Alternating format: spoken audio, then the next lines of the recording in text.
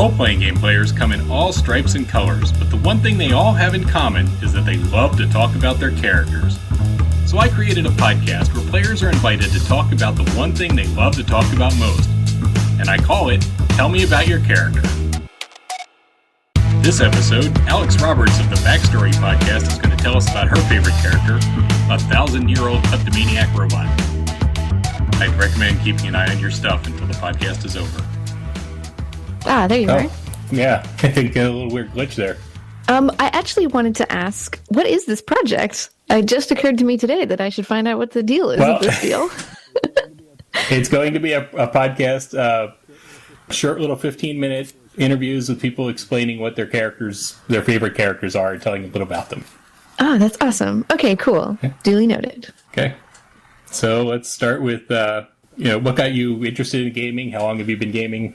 Gosh, that's a really long question, because I feel like as soon as I knew that Dungeons and Dragons was a thing and kind of absorbed that idea culturally, I wanted to do it. And I would have been a very, very small child just deciding that, yeah, let's play Dungeons and Dragons. Yeah. And the idea of owning a book or there being a system that we had to follow was totally foreign to us. We were basically freeform LARPing what we decided Dungeons and Dragons was, which was just improvising a story and maybe acting part of it out. And I was always the GM on the playground. So that's what I get into it. And then as a teenager, I met people who were like, oh no, Dungeons and Dragons is actually, this whole other thing. And so I played a bit of 3.5 in high school, and it never really, it didn't quite do it for me. I was like, this is kind of fun, but I don't know. And then many years later, my good friend Patrick, I was telling him this because I knew that he wasn't really into role-playing games. And I said, yeah, I thought that I really liked role-playing games, but I'm playing Dungeons and Dragons a bunch, and I played a bit of 4th edition at that point too. And I said, I guess I just don't like it at all. And he, at that point, was super into Burning Wheel and had just gotten into, I don't even know, maybe a bit of Apocalypse World. This would have been 2008, maybe 2009, 10.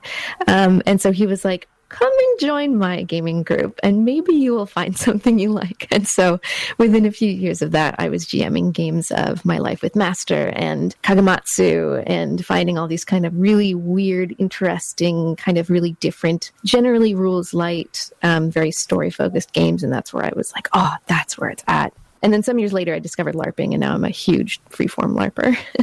Do you have a favorite system, or are you just kind of all over the place? I would say my favorite system is probably Kagamatsu to this day. I think it has some interesting flaws, and it's the game that I am most excited to run for other people. It's the one game that if you express any degree of interest in it, I will run it for you. I will just pull it out of my back pocket and make it happen. Awesome. Okay, so the point of the podcast, like I said, is about favorite characters. Do you have a favorite character that stands out in your mind that you've played? I do have a favorite character. And it's really funny to say this one because it's totally not from a quote-unquote indie or quote-unquote story game. Many years ago, I played in a game of Anima, which is it's a Spanish RPG, pretty trad in terms of its design. One of these big, giant 300-page rulebook type things with a complicated magic system with percentiles and so on. But it was a wonderful, wonderful game. And it's the longest campaign I've probably ever played in, which at 4 sessions tells you a bit about my playstyle. But I made this robot named Nepter. I had just started watching Adventure Time at this point, so I named it Nepter. But Thief was the class. And so she was designed to steal things. She was made by this scientist who was this sort of mad evil scientist, although she didn't think that, who just designed this robot to go out and commit robberies for him so that he could do various experiments and create things. And so she was just a kleptomaniac, basically. And she just stole things for no reason, and not even things that she wanted or needed, but she just kind of did it compulsively. And everyone in the party knew that, and they just kind of worked around it and understood it. And if you were missing something, well, she probably has it and she'll happily give it back to you, but she just needed to steal it. So it was a really fun way to play the thief class. Can you cite Adventure Time as an inspiration? Was there any other things that you included in the character that were inspired, or was this character just kind of grew over the sessions you played her? She was Nepter in name only. I really don't know where that character came from. Honestly, I have totally made characters that were based on either fictional stuff or people in real life. I frequently base the characters loosely on people that I know in real life.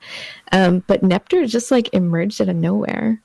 What's a typical adventure that she might have had? So Neptr's like greatest, most dramatic moment was when she met her creator, because her motivation for the entire campaign was she was looking for her creator. She had basically been left behind when he skipped town, and it had been, I think, like a couple of hundred or maybe 1,000 years. And she was like, well, he told me to wait, so I'll just wait for him to come back. And, everyone else in the party, it's quite clear to them that this guy's never coming back. And so they're like, let's go find him. They were on this adventure, and there was a big bad guy, and the fate of the galaxy was hanging in the balance and all that. But she was really, really focused on finding her creator. And so my brilliant GM naturally introduces the big bad guy. We finally meet him in our final session, and it's the creator.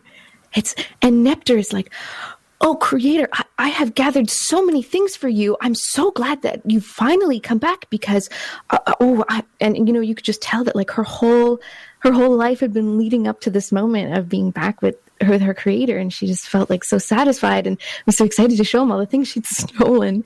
And my brilliant GM had this big bad guy just sort of like look away from what he was doing and towards us and go, oh, and then look at another robot, because we'd been fighting these big giant evil mech things, and look at another robot and said, oh, 6271, please destroy the prototype. And he just like turned away and went back to whatever he was doing. And it was heartbreaking. But in that moment, Neptr was able to be like, well, like, then fuck this and fuck you.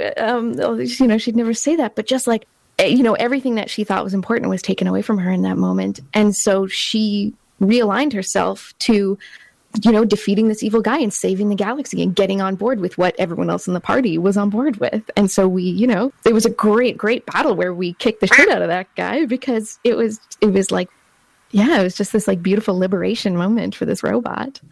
That's a really strong character point for only being 4 or 5 sessions long. I know, right? Okay, so the kleptomania. Let me go back to this. Mm-hmm. Was this something that was only inflicted on the party, or did this end up getting the party in trouble? Or oh yeah, constantly. It was a really good source of conflict and a really good source of like comic relief. Like someone leaves and I've got their wallet or whatever, and it was also a way for us to get into trouble, but in like a good way, right? Like we have to go talk to this NPC because they have something valuable information. Okay, how are we going to approach them? Well, we don't have time to figure that out because Neptr's already over there stealing her hat or whatever, right? So it was a good way to like keep things moving, actually. Nice. And what was the ultimate resolution of Neptr? Is the character still around? If you ever to go back to it, or no? I've never gone back to that character actually, and I don't know. I feel like a lot of characters that people get really, really attached to and they play them for years, it's really hard to find like a satisfying narrative end, and like a sort of complete arc for that character's story. And I was really satisfied with how things turned out for Neptr and how she like grew and kind of became her own person. So I'm really quite happy to kind of just leave her there. Went out on the big moment. Yeah. Okay, well, I appreciate you, taking the time to tell me about her. It was my pleasure. Ask me about my character anytime.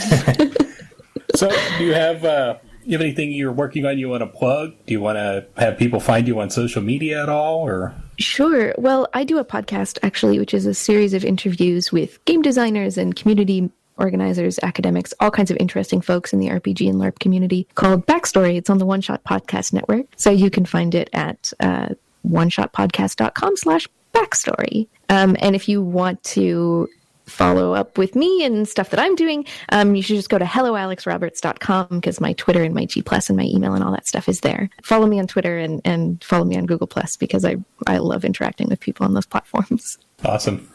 Okay, Alex, I appreciate your time. Hey, thank you so much. It was super, super fun. Good luck with the project. Let me know when it's live, okay? I will. Thank you. Okay, bye. Bye. This has been Tell Me About Your Character. Listeners are free to distribute this recording as long as credit is given to tellmeaboutyourcharacter.com and as long as interviews remain unmodified. Our theme song is Remix Safety Guide by Rokovaco and Love Shadows. You can find more information, including links to the original recording, at tellmeaboutyourcharacter.com.